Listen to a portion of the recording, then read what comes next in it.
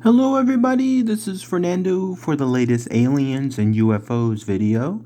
Alright, let's go ahead and let's do another entry here. This one yet again based on one of your new suggestions. This one has to do with various incidents that occurred at a location or a region there in Missouri. In fact, when I was reading this information, it looks like there was a multitude of them. I'm going to try to cover most of them here, but I might miss a few here and there.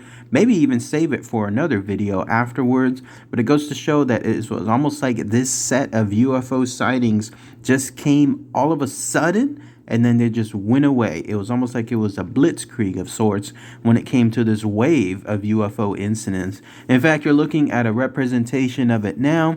It goes by a moniker, essentially. It's known as the Piedmont UFO Incidents. So let's go ahead and let's talk about that information here. Those of you on the local level, love to hear what your thoughts are to this. It's almost going to celebrate 50 years, in fact, when it came to these particular examples. So let's go ahead and let's share that info here. So yes, the reason why it's called the Piedmont UFO Incidents is because, as you guessed, it occurred there at a region, an area called Piedmont, which is located there in Missouri. The very first instance occurred on February 21st, 1973. In fact, when I was reading this info, it almost played like that movie Jeepers Creepers 2, because in that movie it happened to some boys that were there within a school bus. Here, this UFO apparently visited another school bus of high school players.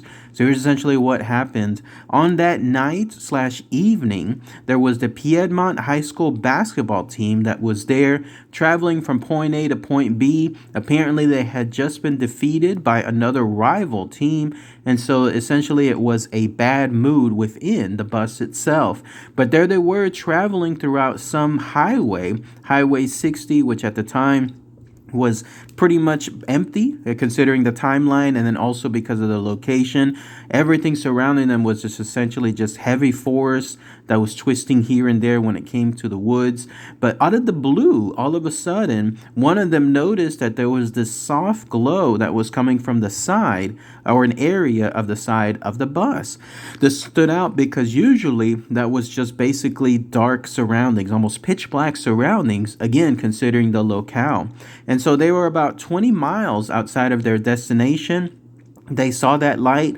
The closer they got to it, they realized that it was a quote-unquote bright shaft of light beaming down out of the sky.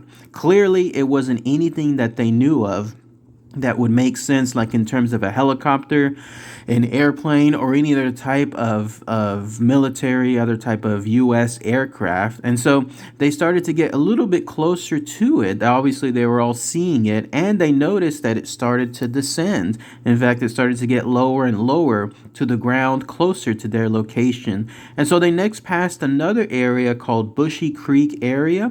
And when that happened, that's when they realized that this thing was now only 200 yards away from them. So at that point, the bus was stopped. It was placed on the side of the road, and then that's when the staff, or the actual players themselves, the staff within the bus actually consisted of a coach, and then also someone else, 2 or 3 other staff, and then 3 players in total.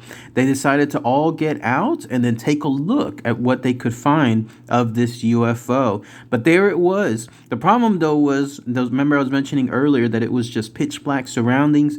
Even with the strength of the light coming from the UFO, it was very hard to see what it looked like. All they could see was just the lights. The way they described it was the lights were about 3 or 4 feet apart from each other.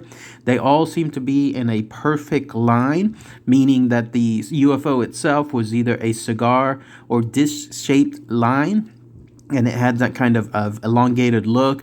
And then there it was, now about 200 yards away from them, but about 400 feet above the ground. They all stood there watching in unison, trying to see if they could find anything else that would make sense associated with this sighting. It was there, just silent and motionless, as one of the coaches described it. And lo and behold, this happened for about 10 minutes, and then out of the blue, it just shot straight upwards. Literally, it just went straight up into the sky, and it was not seen again by them, at least. They all reported afterward that it made no noise at all when it was there again on the ground, and then also when it shot up afterwards. But if you thought that this was it with regards to this UFO, no, it looks like this is just the beginning of things. Remember, I was mentioning earlier about incidents. So about 12 miles away in an area called Mill Spring, there was a young woman by the name of Edith Boatwright who was just preparing to go to bed in her bedroom when she in turn saw some strange lights outside her bedroom window. She realized that it could have been just one thing. Because they lived right near a highway, she thought that maybe there was an accident or some kind of road, and so because of it, she wanted to see if she could be of any help. And so when she went outside, actually looking outside from the bedroom window, that's when she saw this strange craft as well. It was purportedly the same one that the basketball players and the coaching staff saw 12 miles away.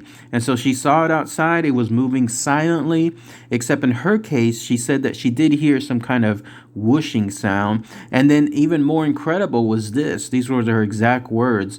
I think there were people in it. I could see objects moving, but could not make out any form of a person.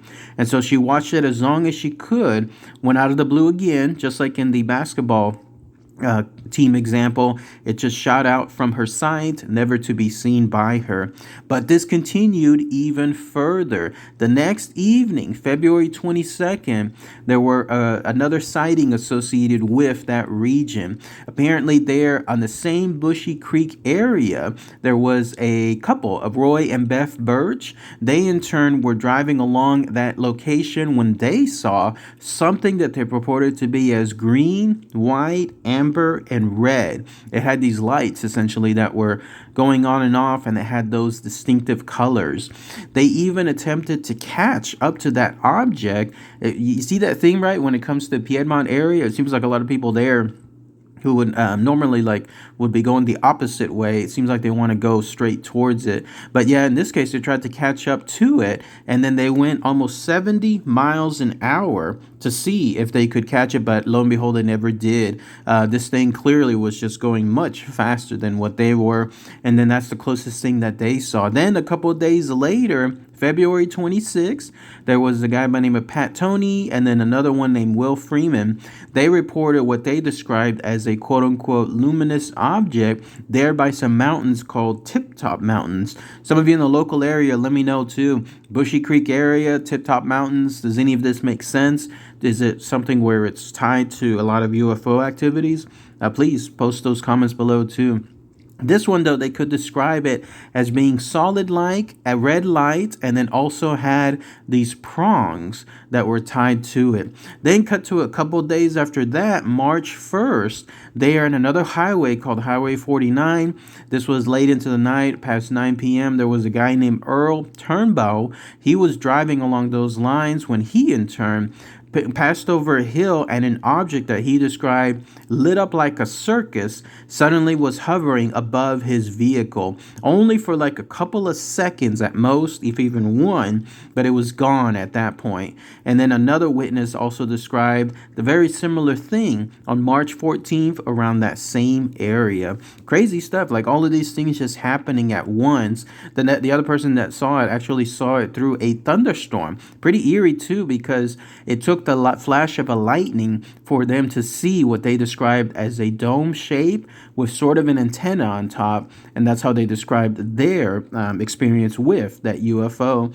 And then on March 22nd in the afternoon there at 4:30 p.m., that's when two Southeast Missouri State students, university students, one by the name of Joe King, the other one named Ron Miller, they were driving through an area called along Highway 34. They was about 8 miles away from the same Piedmont area that I was describing earlier in the video, and that's when they saw an oval-shaped craft just above the tree line location, and they described it as being almost like a metallic material with a flat underside, and then one more time almost like a dome on the the top there too.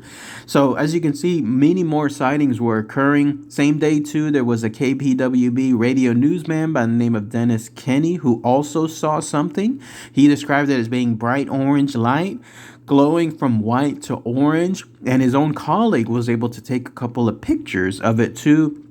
And then that way they could have some proof associated with it. And then going into April 3rd, there was another witness, a lady by the name of Mrs. Stucker. She saw one of these crafts, if they were the same ones or if maybe they were a different one, actually landed. She said she was traveling down Highway 60. She saw this thing, whatever it was, gliding along. And when that happened, that's when she saw it was round, with the exception of a dome on top. So once again, it had that dome top that everyone else was describing.